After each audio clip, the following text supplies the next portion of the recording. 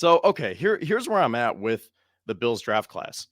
I think it was very solid, but I also think that there are a lot of questions that remain to get answered here. Now, starting with the first pick of Dalton Kincaid, very solid pick right there. I don't think a lot of us thought a tight end was going in the first round for the Bills, especially trading up for a tight end. Now, this is another pass catching option, another weapon for Josh Allen, and that's what we wanted, right? But here is the other side of that. You just paid Dawson Knox $52 million, and you have a offensive coordinator who showed that he didn't really know how to use his weapons to his full potential last year. So that's where I'm at with this. Not to mention that Kincaid is more of that receiving tight end as opposed to a blocking tight end. So if you're going to have two tight ends out there, you're using them in the receiving game. So that's why this all narrows down to Ken Dorsey for me. Can Dorsey scheme both of those two tight ends open? Now, moving on to the Osiris Torrance pick, I love the player. Torrance was probably the best player available, definitely the best interior offensive lineman at the time. But here is the point that I've been trying to make all weekend. If you've been following along with our draft coverage here, the Bills have a logjam at guard right now. So there were some people we were talking about on the show. Could they draft Drew Sanders there? But ultimately, they went with the guard. And then they double dipped again in the 6th round. And now they came out of that draft with 2 guards, not to mention they signed Connor McGovern to a deal worth up to $23 million, 3 years. So there's a little bit of term there.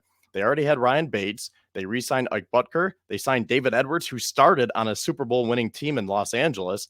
They signed Kevin Jarvis. And I've heard from multiple people that they are kicking Tommy Doyle to the inside as a guard. So those are 8 guards right there. And they didn't do anything to address right tackle to help Spencer Brown. So right now they just have David Questenberry and then Spencer Brown and then Deion Dawkins. And if Doyle doesn't fact switch inside, you only have 3 tackles. And then there are the other guys like Alec Anderson, Ryan Vandemark, Greg Mance. Mance is at backup center.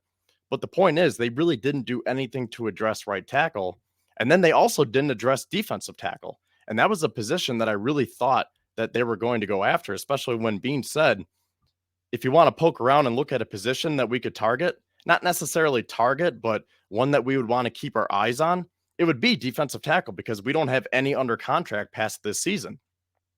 But again, they just didn't get a defensive tackle. And the one that really sticks out to me, and this is what I asked Bean, was Siaki Ika, because the Bills passed on him at 91 and ultimately took Dorian Williams, another 3rd-round linebacker who seems to be a bit undersized. Yeah, he has upside and athleticism, but you just spent a 3rd-round pick on a linebacker last year. And to me, that linebacker position got more confusing. We didn't get more answers because we still don't know who's playing middle linebacker. So, yeah, they drafted a linebacker, but they didn't get that stereotypical middle linebacker. And then they also didn't get an edge rusher as well. And there were guys towards the end of the draft yesterday as we were live in that last hour where I was saying, hey, Jared Clark is there, big nose tackle, Thomas Incoom, Jose Ramirez, Moro Ojomo was slipping. And they ultimately just didn't go with these guys.